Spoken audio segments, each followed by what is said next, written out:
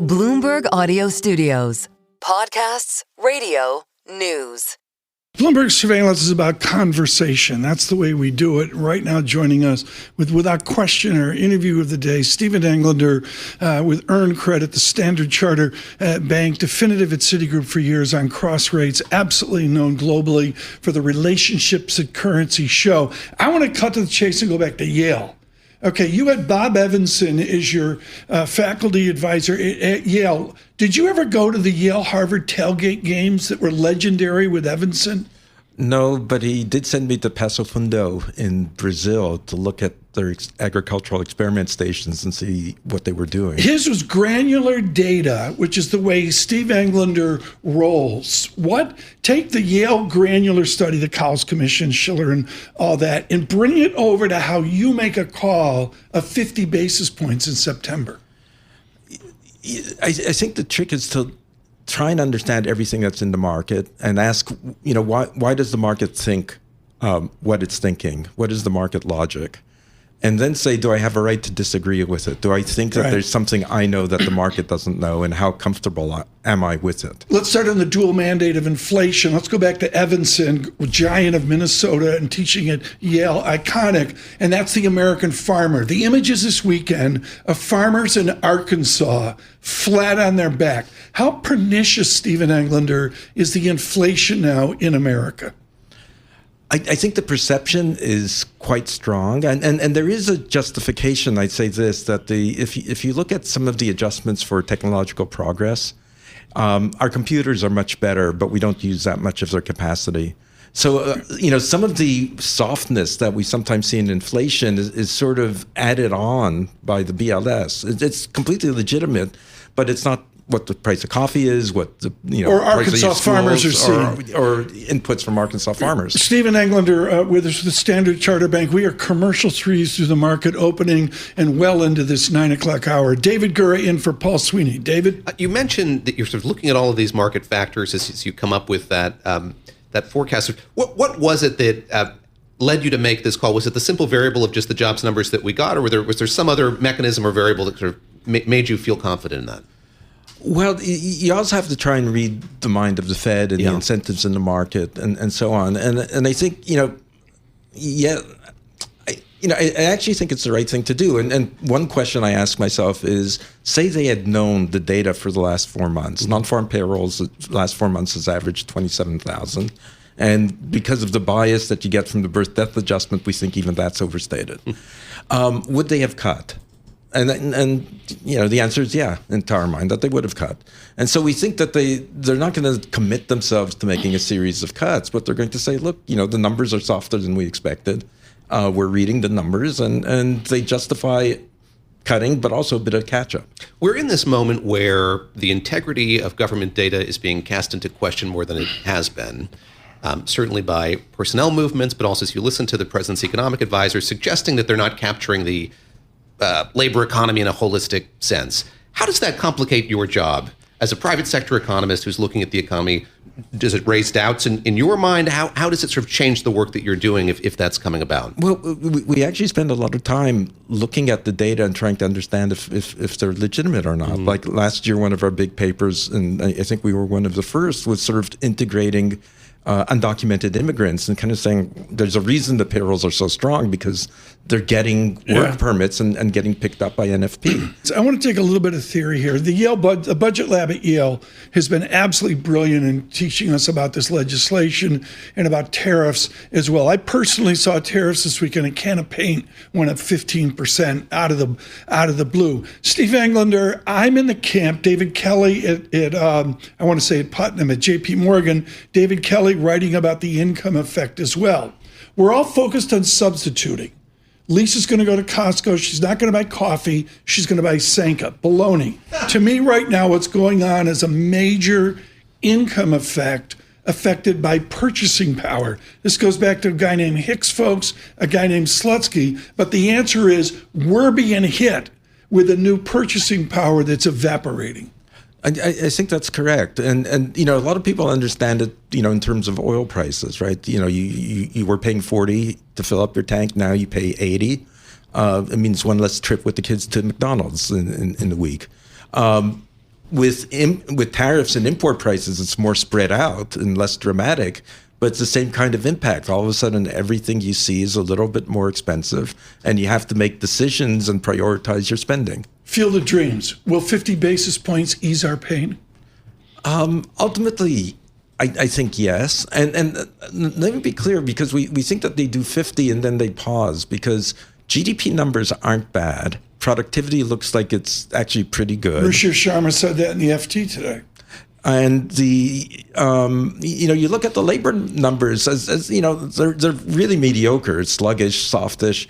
But as you know, I was at Lehman's in 2008. This is not a 2008 type of labor market. That's not a April 2020 labor market. It's a mediocre, sluggish, poor labor market. Where you probably should get closer to neutral, but nothing's falling off a cliff. The chairman has talked about the oddness of that and the challenge of having a market like you describe. How much closer are we to figuring out why it is that way and why it continues to be? Is it just the simple sense of ambiguity about policies and their effects? Is it, as you hear from Scott Bessent or Kevin Hassett, things will take time to equilibrate or work themselves out? What do you make of the labor market, the state in which it's in right now? Well, look, if I want to criticize the Fed, I'd say that they spend 90% of their time worrying about demand shocks. Uh-huh. And here we are talking about productivity shocks, talking about labor market shocks. And there's a lot of ambiguity in terms of how you interpret numbers when they come in, because you don't know if they're moving, what shock is moving them.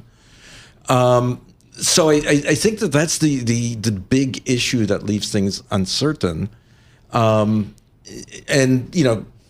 uncertain about how bad things are. So I think that in some ways it argues that you kind of know the direction, so you make a move, but you'd be very cautious. I mean, what if we're in 1997?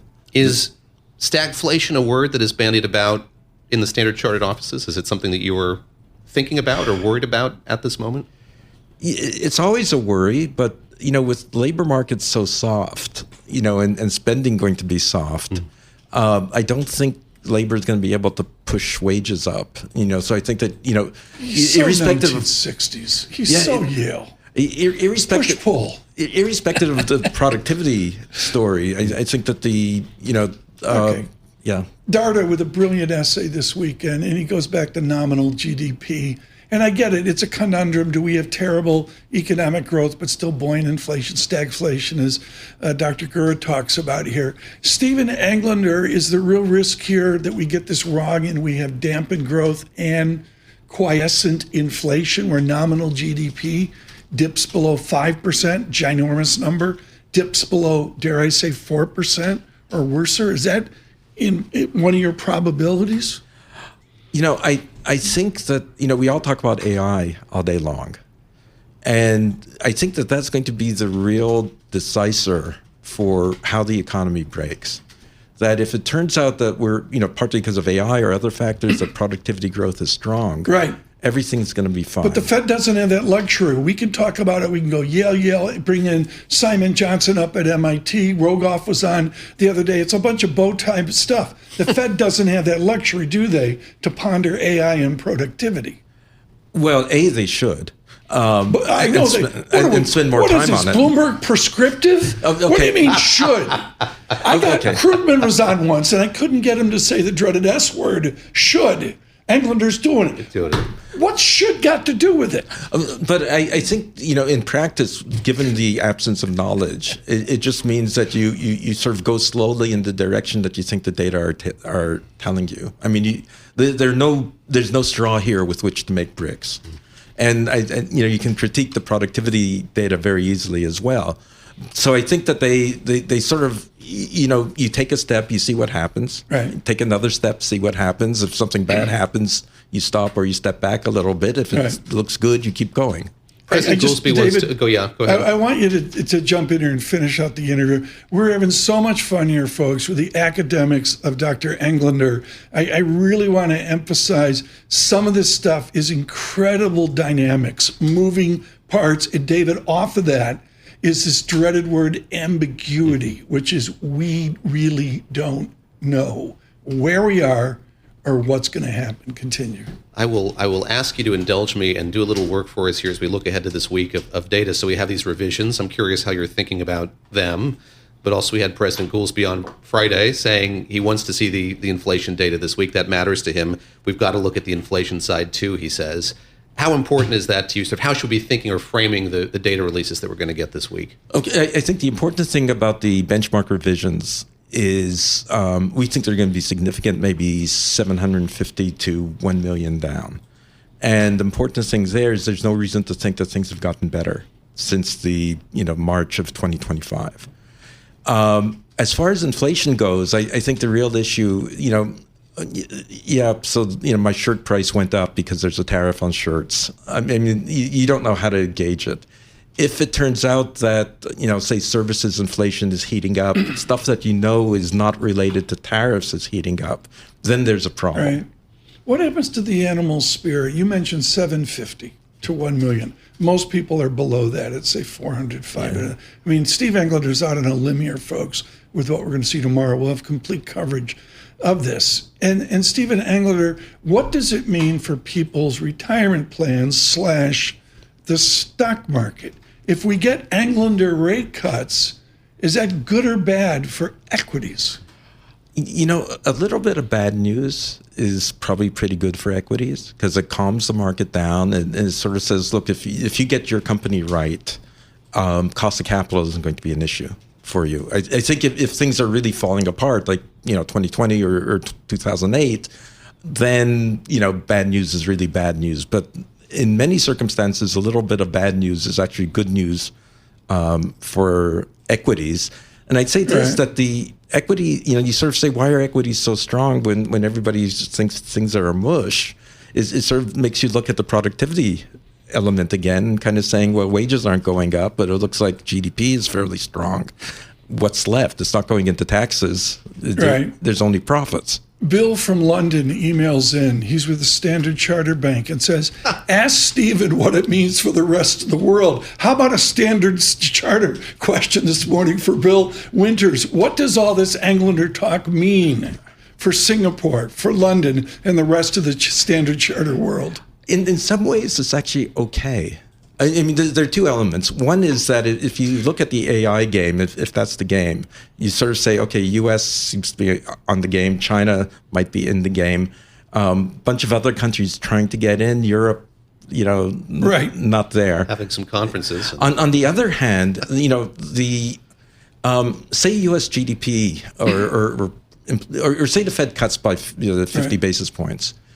Everybody else's interest rates go down by 30 to 50 basis points. And that's far more important to them than sort of saying, well, if Englander's right, there are 40,000 fewer jobs, so they're not going to buy Singapore exports. Right. The fact that they can get their cost of capital and the risk premium is down, I think is more important to the rest of the world. Does Bill Winters know that Standard Chartered Bank is up 89.67% in the past 12 months because of Steve Englander? Well, I think he can add like 4 or 5 decimal points to that percentage, but I'm not, from your mouth to his ears. Honored. We'd love to get a phone call with you tomorrow on your busy day, Steve Englander, when we get this data out. Dr. Englander is with the Standard Chartered Bank, and we're just thrilled to give you extended conversations there. That's what Bloomberg likes to do for Global Wall Street.